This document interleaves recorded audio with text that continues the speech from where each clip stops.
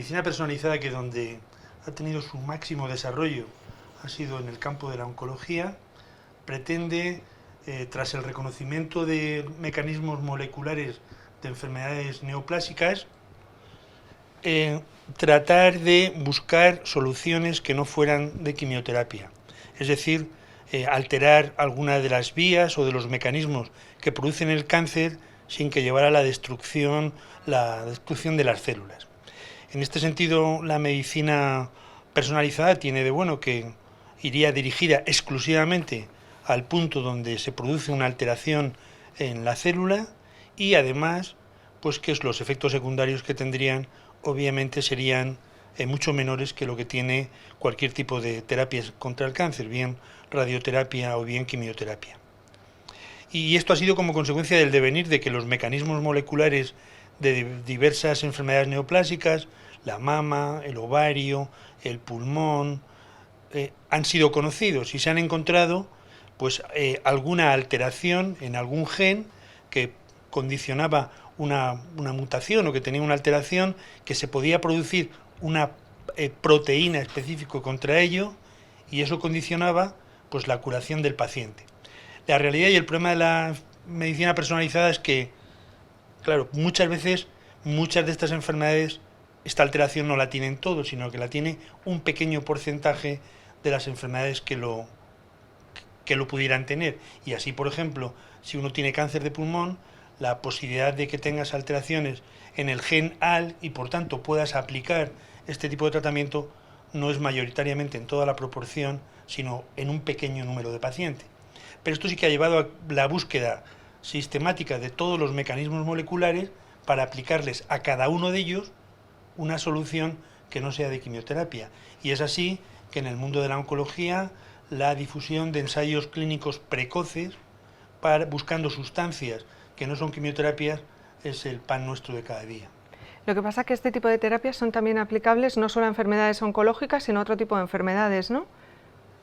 Pues efectivamente, como complemento a lo que comentaba el doctor Madero, muy recientemente en estos años y con el desarrollo de la terapia génica se ha podido ver un gran avance en el tratamiento de enfermedades no necesariamente oncológicas, y este es el caso particular de muchas enfermedades raras, en general enfermedades monogénicas, y que gracias al descubrimiento de los genes implicados en la enfermedad de cada paciente es posible desarrollar tratamientos ad hoc de cada paciente o cada grupo de pacientes con alteraciones génicas definidas.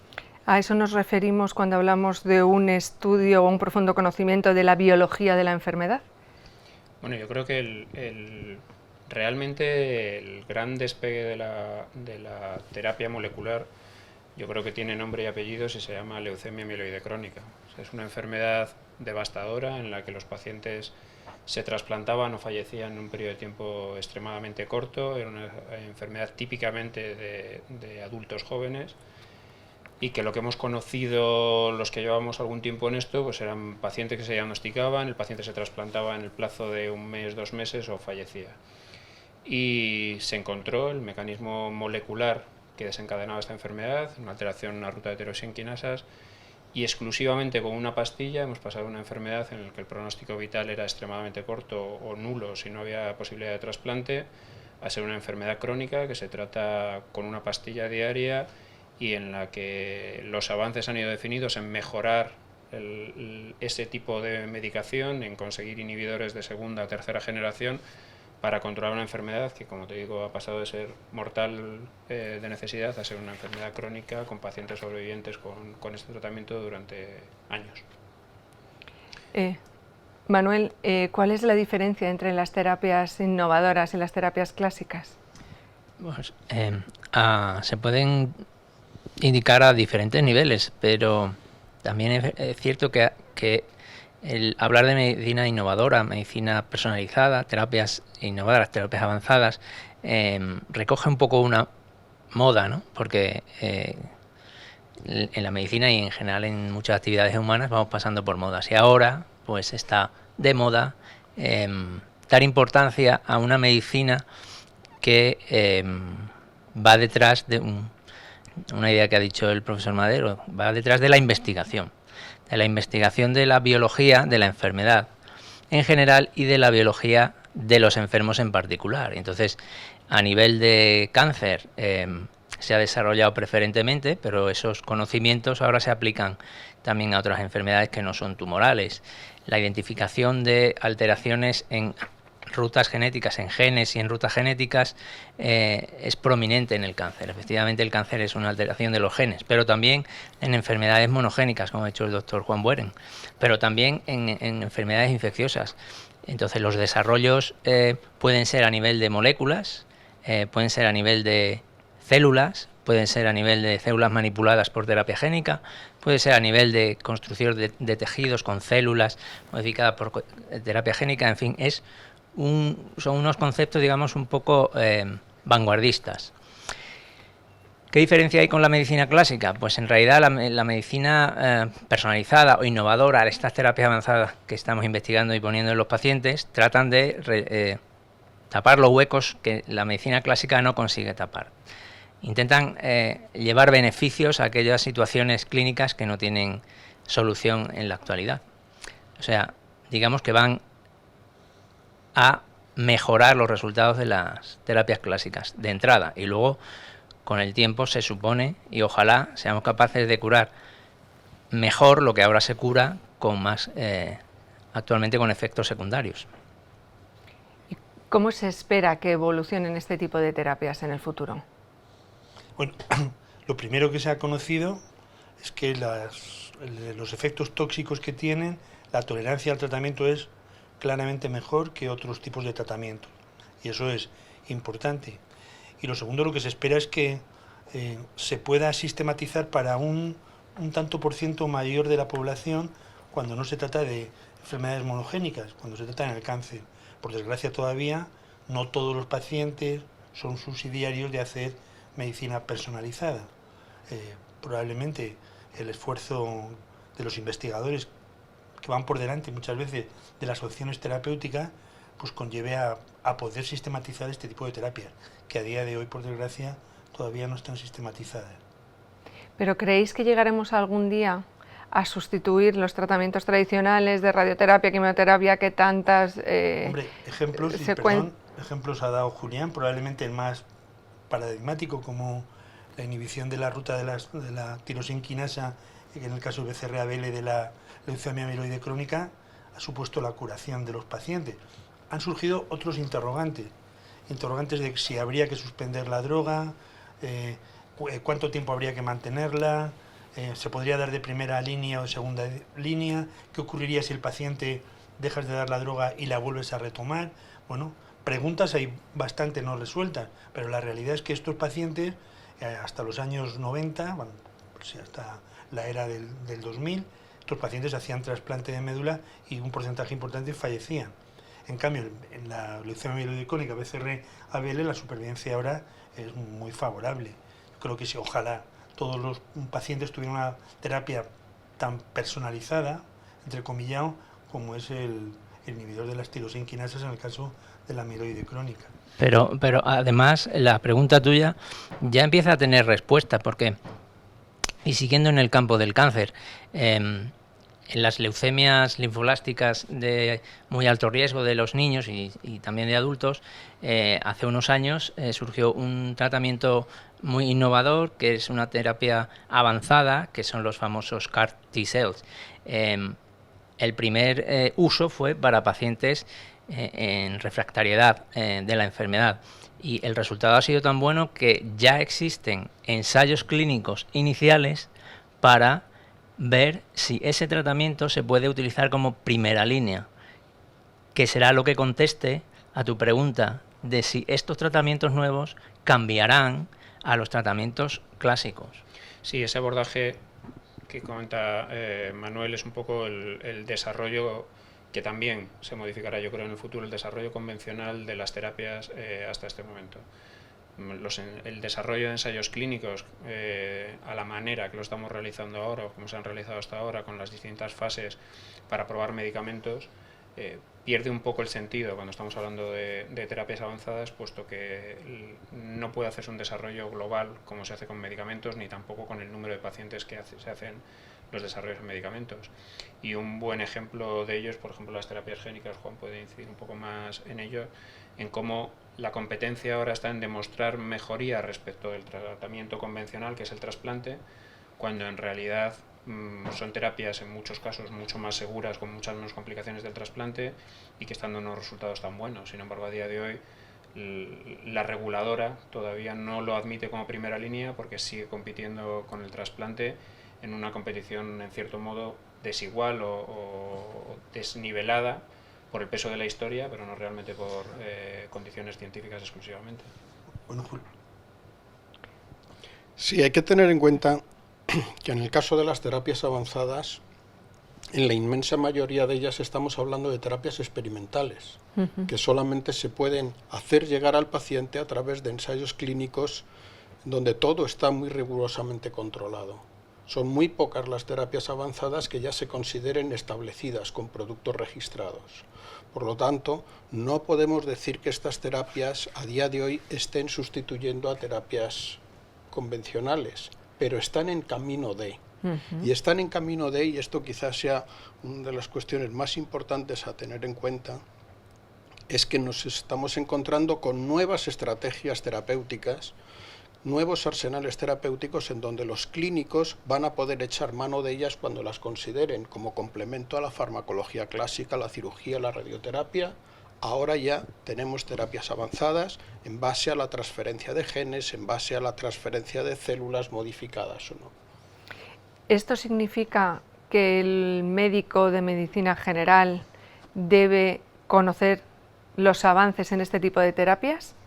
Pues naturalmente, porque lo primero que tiene que conocer el médico de medicina general es que la investigación y los ensayos clínicos también han cambiado, que lo que hace unos años teníamos estandarizado de que un fármaco, desde que tenía una buena idea un investigador hasta que llegaba a la clínica, podían transcurrir 20 años, afortunadamente va cambiando, que los ensayos en fase 1 permiten en este momento aprobar procedimientos, que hacer lo que hacíamos hace unos años, de que una fase 1 solamente era para ver los criterios de seguridad y que con 10-15 pacientes era suficiente, es absolutamente incierto. Ahora mismo, en el campo de la oncología, moléculas se aprueban con ensayos mucho más amplios, pero la indicación de la FDA o la EMA viene desde el ensayo en fase 1. ¿Y esto qué ha llevado? Pues esto ha llevado, el dinero no se ha podido acortar, pero lo que sí que se han acortado son los tiempos. Y es lo que dice el doctor Buenen. Desde luego, estos procedimientos no podrá esperarse a que pasen 15 años para decir que es una alternativa, con buenos estudios de investigación aplicados en fase 1 que demuestran que el procedimiento es válido para la enfermedad que sea, pueden ser aplicados en mucho menos tiempo. Desde luego la regulación tiene que cambiar y de hecho va cambiando.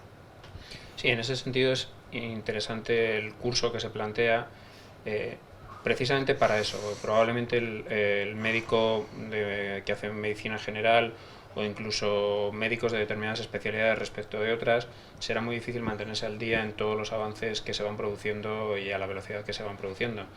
Pero sería muy importante, o es muy importante, entender los conceptos generales, entender de qué estamos hablando cuando hablamos de terapias avanzadas, de qué estamos hablando cuando hablamos de terapias innovadoras, qué supone una terapia celular, qué complicaciones cabe esperar de una terapia celular, qué complicaciones conocemos hoy de la terapia génica y cómo se han ido sobrepasando esas complicaciones. Y todo esto que gran parte de los médicos que están hoy en día desarrollando su actividad nunca jamás lo han tenido en su formación, yo creo que es obligatorio una puesta al día porque los pacientes cada vez más van a ir llegando a sus consultas con aproximaciones de este tipo. Y si bien uno no tiene, entendemos que no tiene una obligación de estar conociendo hasta el más mínimo detalle de determinadas cosas, sí que por lo menos conceptos generales y saber de lo que se está hablando en cada una de estas cosas va a ser imprescindible para poder desarrollar la actividad médica. ¿Solamente para los médicos de medicina general o para los pediatras también, que vosotros os desenvolvéis en el ámbito de la pediatría y de la medicina infantil? Nosotros somos un ejemplo que los pediatras, por supuesto, no solo tienen que saber, sino que en muchos casos están liderando el desarrollo de algunas terapias avanzadas para niños, porque en el campo de ensayo clínico y desarrollo farmacológico para niños, un gran déficit ha sido históricamente que se estudiaba poco. Y entonces, no hace ni 5 años, supimos que creo que más de la mitad de los fármacos que se ponían en pediatría no venían respaldados por estudios específicos para estudiar la dosificación, los efectos secundarios en niños, etcétera, etcétera. Por lo tanto, desde luego la pediatría se va a ver afectada por este desarrollo. Porque los avances y las aplicaciones son distintas en pacientes infantiles y en pacientes adultos, entiendo, ¿no? Bueno, mira, a lo que se refiere el doctor Ramírez fue una transposición que hizo la Unión Europea en la cual toda la investigación que se hacía en adultos, las Big Pharma que también la sustentaran en niños, iban a tener alguna contraprestación favorable. Y esto, que es desde 2007, ha llevado a que ahora, en el momento actual, la investigación en niños y adultos en muchos casos es paralela. Desde luego es paralela cuando se hace en desarrollo de casas comerciales, y desde luego el desarrollo académico es exactamente igual, que sean niños que sean adultos. La historia de que al niño se le protege obviándolo del ensayo clínico hace ya mucho tiempo que desapareció. Es probable que algunas de las hipótesis biológicas sean más complejas, pero el niño se tiene que integrar exactamente en el desarrollo de investigación por medio de ensayos, igual que los adultos. Y es que hay enfermedades que son típicamente infantiles que se están beneficiando mucho de las terapias avanzadas, y el doctor Bueren lo puede contar de primera mano. La anemia de Fanconi es una enfermedad que se diagnostica sobre todo en la infancia, y como esas otras muchas. ¿Y quién creéis que va a liderar el desarrollo de este tipo de terapias de aquí al futuro? Es decir, ¿será la industria farmacéutica o será la rama hospitalaria, como si dijéramos? Si hablamos del desarrollo farmacéutico de estas terapias innovadoras, sin duda que será la empresa farmacéutica. Y probablemente la investigación vaya a la par. Hasta hoy, la investigación en el campo de las terapias avanzadas, y muy particularmente en el caso de la terapia génica, los primeros y más importantes avances se han venido realizando desde la academia. Y en parte esto ha sido porque no había mucha confianza en la implicación que estas terapias pudieran tener sobre la realidad terapéutica realizada en el hospital. Poco a poco hemos ido viendo cómo, aparte de la academia, pequeñas empresas biotecnológicas se interesaron por este tipo de terapias, pero en la actualidad, hoy en día, las grandes farmas también están apoyando la investigación en el campo de las terapias avanzadas, y muy particularmente en el campo de la terapia génica. Y si las grandes empresas farmacéuticas están implicadas en esto, quiere decir que la cosa está funcionando bastante bien. Entonces, aunque la investigación se venga realizando en la academia, para que las nuevas terapias avanzadas puedan llegar a una gran proporción de los pacientes afectados y que se puedan beneficiar por estas terapias, esto hemos de hacerlo en colaboración con la empresa farmacéutica, si no, no va a poder funcionar. ¿Cómo estamos en general en el avance y en la investigación de este tipo de terapias con respecto a otros países de Europa y con otros países del mundo también? ¿Cómo está España posicionada? Yo puedo comentar mi punto de vista desde las terapias génicas. Y yo creo que Europa, sin duda alguna, ha de considerarse como líder en el mundo en el desarrollo de la terapia génica. Aunque Estados Unidos desarrolló los primeros protocolos para la terapia génica de pacientes con enfermedades monogénicas, el desarrollo, la cabeza, los descubrimientos más importantes, creo que estaremos todos de acuerdo en el papel pionero que ha hecho Europa. Y estamos muy orgullosos de que los ensayos clínicos en pacientes con inmunodeficiencias, con hemoglobinopatías, la inmensa mayoría de estos estudios han salido de Europa. Los problemas también aparecieron en Europa y afortunadamente en muy poco tiempo nuestros colegas fueron capaces de resolverlos y mejorar estos desarrollos terapéuticos. Y España, en el contexto europeo, también está jugando un papel extraordinariamente positivo, y son numerosos los protocolos en los que participamos y hasta lideramos por parte de instituciones españolas. De manera que yo creo que entre todos nos sentimos muy orgullosos del papel que está haciendo España y Europa en este campo. No sé si queréis añadir alguna cosa más. Sí, hombre, a mí lo que dice el doctor Bueren es cierto, pero también es un ejemplo en relación al anterior comentario. Todo esto es cierto porque se ha hecho principalmente desde la academia. Yo el modelo de, digamos, de desarrollo comercial de las terapias avanzadas, hasta la fecha no lo veo claro en la industria farmacéutica clásica, que está acostumbrada a desarrollar moléculas, ¿no? En parte por temas de propiedad intelectual, pero no solo. Un modelo que puede seguir este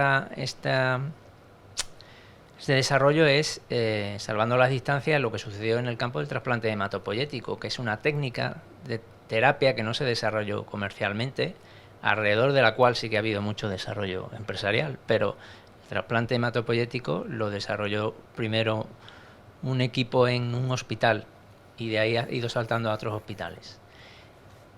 No lo provee una o dos empresas, a pesar de que a su alrededor hay un desarrollo comercial indudable. Yo creo que ese aspecto va a ser importante en el desarrollo de las terapias avanzadas, celulares y terapia génica. El papel de los hospitales y de las unidades que en los hospitales den cabida a este tipo de enfermedades, de pacientes, etcétera, etcétera. Que, como dice el doctor Ramírez, el primer procedimiento de terapia celular que se hizo fue el trasplante hematopoyético y fue como consecuencia de la buena práctica clínica. Por desgracia, las terapias, sobre todo la terapia celular, en este momento es considerado como si fuera un medicamento, y al ser considerado como un medicamento está en el enclave de la Agencia Española del Medicamento o de agencias reguladoras que hacen que tenga una dificultad sobreañadida a lo que tiene el mismo mecanismo o el mismo procedimiento académico, con lo cual no siempre irán las grandes compañías farmacéuticas, porque probablemente no haya mucho lucro o mucho desarrollo, y tienen de inconveniente que para los propios investigadores tampoco podrán, porque no tendrán condiciones económicas para poderlas desarrollar muchas veces. Con lo cual algunas de estas terapias están sometidas a un estrés continuo. ¿Y es posible que las puedan afrontar desde el sistema público de salud? Porque son terapias más costosas que las tradicionales, ¿no? Bueno, básicamente es que estamos hablando de cosas de un grupo excesivamente amplio de terapias, excesivamente heterogéneo. No es lo mismo la terapia génica de una enfermedad monogénica, donde el desarrollo y el llegar al paciente, y más si va liderado por la industria, será extremadamente caro por concreto, o terapias celulares mucho más rutinarias y que estaban desarrollándose con mucha más frecuencia, como puede ser el uso de condrocitos, etcétera, etcétera, que son cosas que ya están bastante desarrolladas. La propia Agencia Española del Medicamento las contempla como diferentes, ha hecho regulación distinta en unos casos, en otros, y los requisitos que está pidiendo para unos desarrollos y otros, tanto para la industria como para la academia o para los hospitales, es distinto, porque reconoce la necesidad de atender la demanda primero de los pacientes y luego de los médicos para hacer ese tipo de tratamientos. Por lo tanto, yo creo que tampoco podemos tener una vista muy concreta de esto, puesto que estamos hablando de cosas muy distintas, y lo hemos visto básicamente en la discusión, de cómo aproximaciones como la terapia génica, yo estoy absolutamente de acuerdo con el doctor Warren en que necesitarán la financiación y el desarrollo de las grandes compañías farmacéuticas, mientras que aproximaciones de terapia celular mucho más convencionales y mucho más habituales hoy en día, nunca entrarán las grandes compañías farmacéuticas a ello, puesto que se están haciendo ya en quirófanos de todo el mundo la implantación de determinados subtipos celulares con determinadas autorizaciones.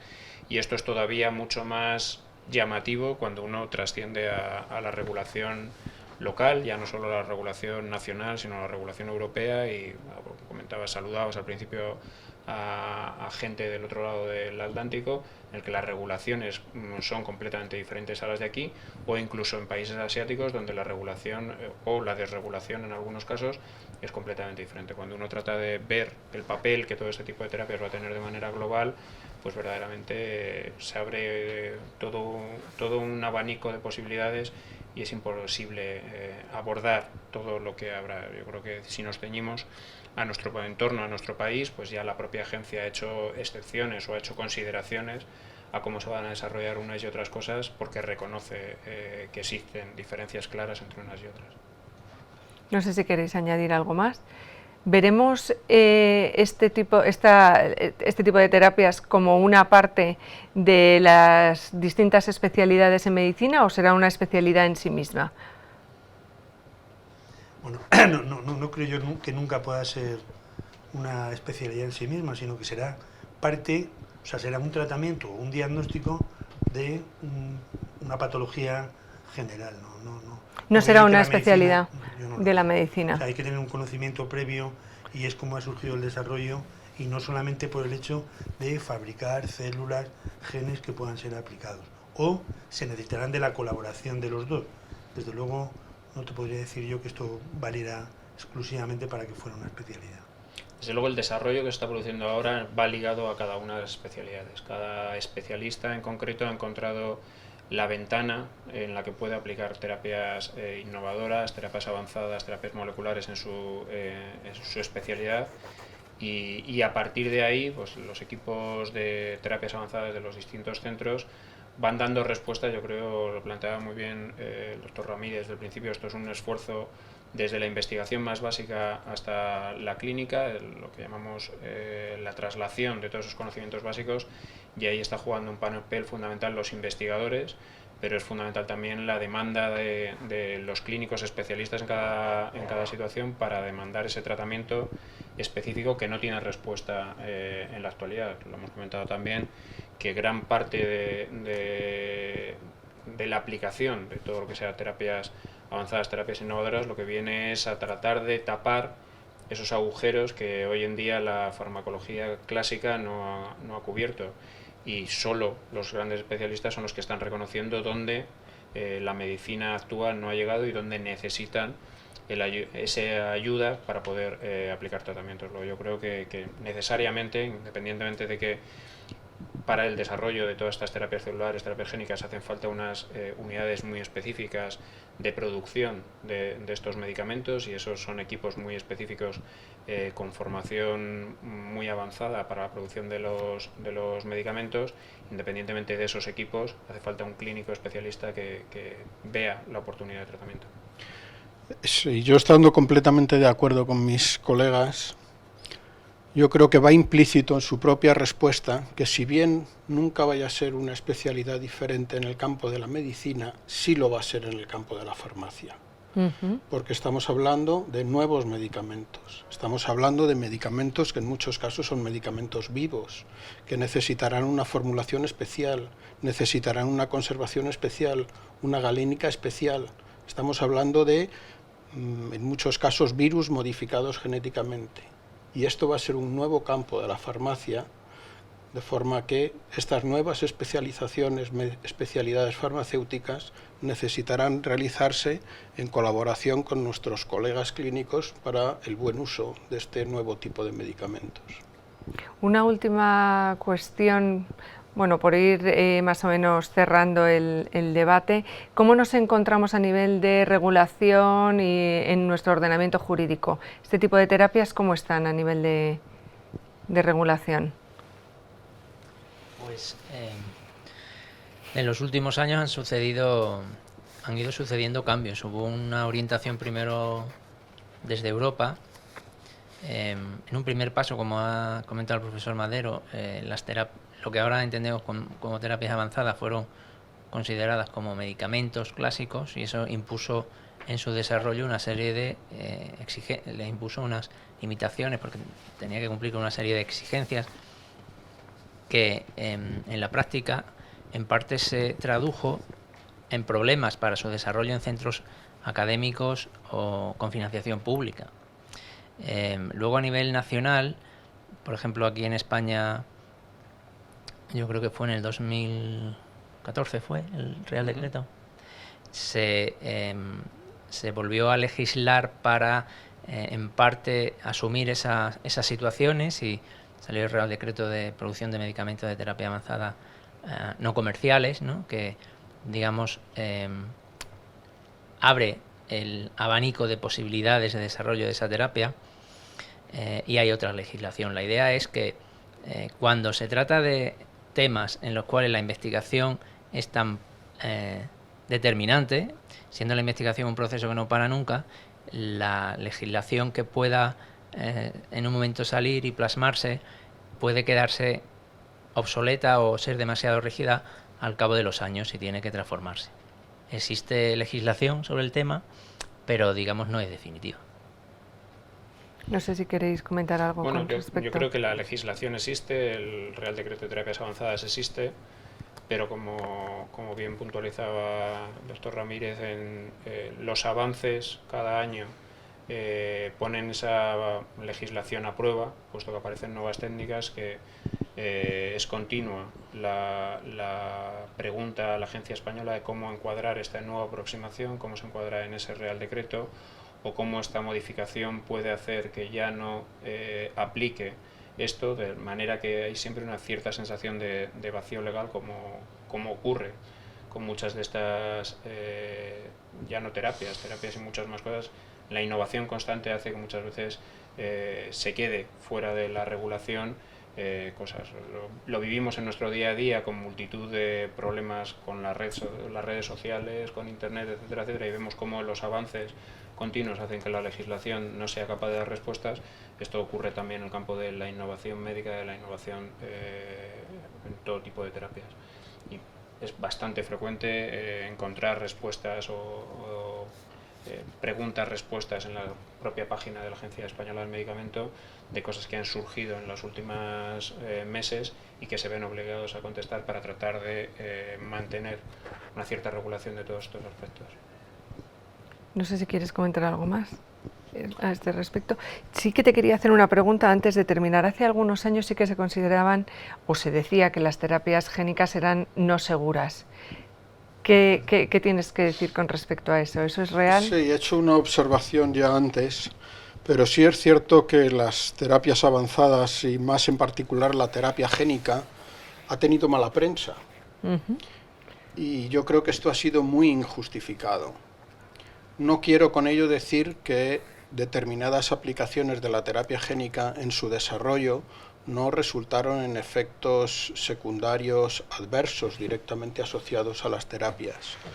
Pero creo que estos riesgos no fueron superiores a los riesgos de terapias convencionales.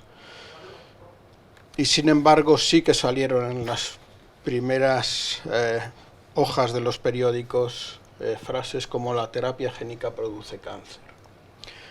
Con el desarrollo de los nuevos vectores de terapia génica son cientos de pacientes que no se ha observado ni un solo efecto adverso severo, afortunadamente a día de hoy, y gracias a ello son cientos de pacientes que, no teniendo ninguna otra alternativa terapéutica, estamos hablando fundamentalmente de pacientes pediátricos, que gracias al desarrollo de la terapia génica han encontrado unas muy buenas tasas de remisión de enfermedad, muy altas tasas de supervivencia y, como digo, con efectos adversos mínimos.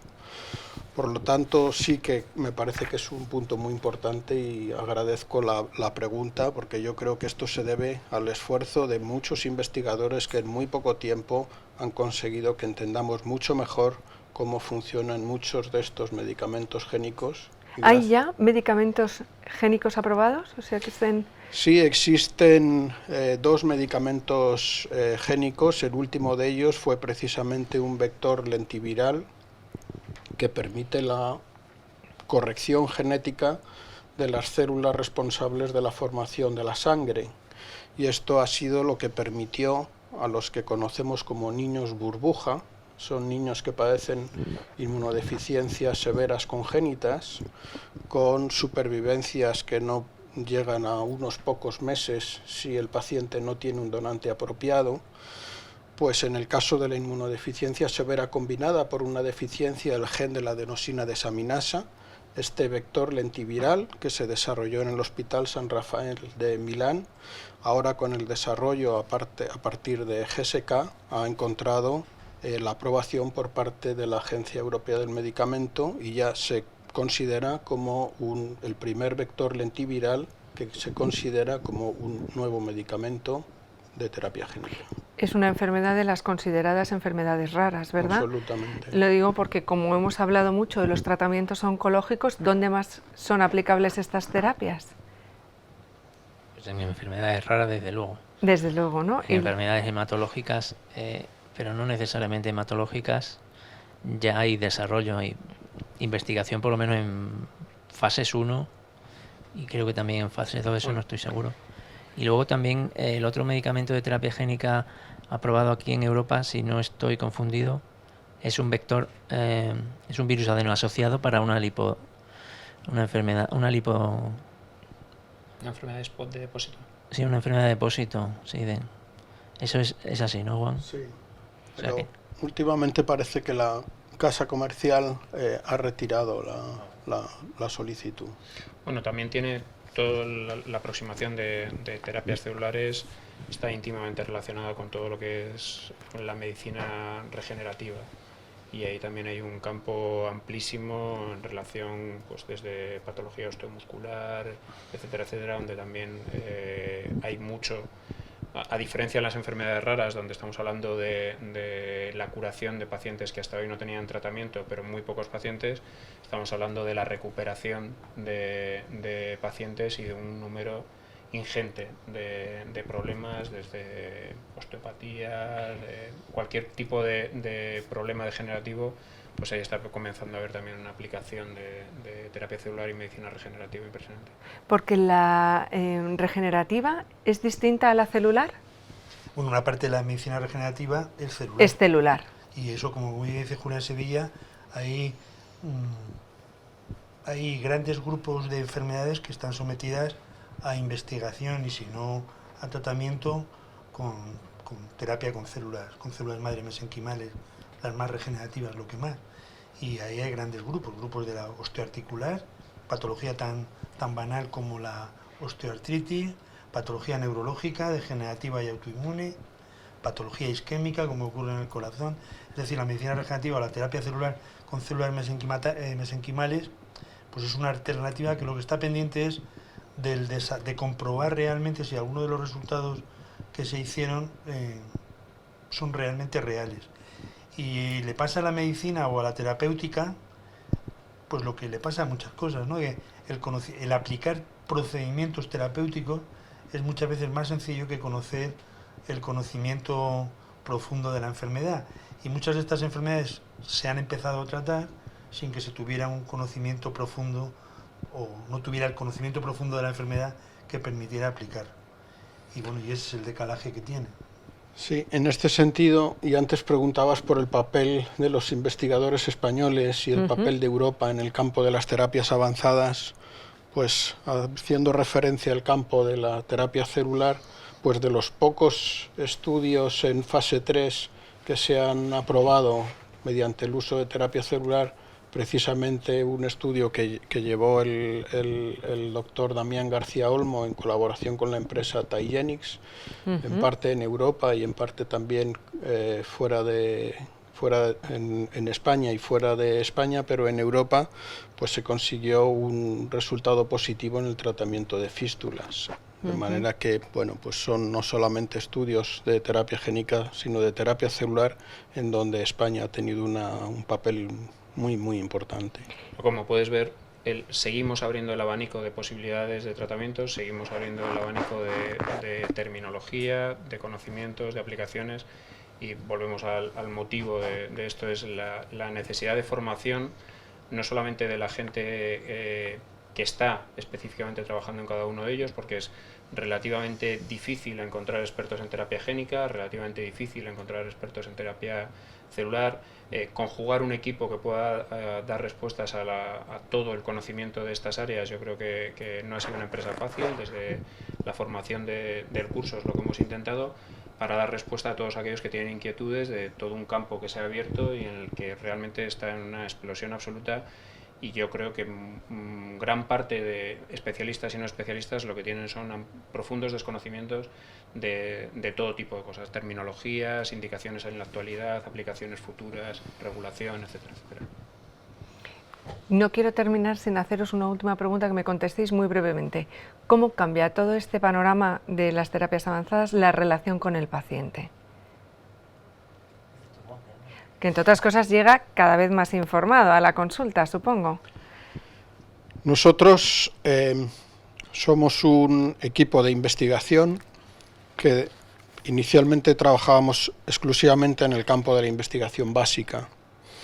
Gracias al consejo de nuestros colegas clínicos, pues empezamos a entablar relación con pacientes y familiares de pacientes que padecían enfermedades en las que nosotros estábamos trabajando. De manera que a partir de ese momento nosotros empezamos a tener una relación directa con los clínicos y con los propios pacientes y sus familias. Y desde luego, a partir de ese momento nosotros nos dimos cuenta que teníamos mucho que aprender. Y la relación nuestra con los pacientes y la de los pacientes con nosotros es una relación que ha sido muy interesante y que es esencial. Pues muchas gracias a los cuatro por acompañarnos hoy.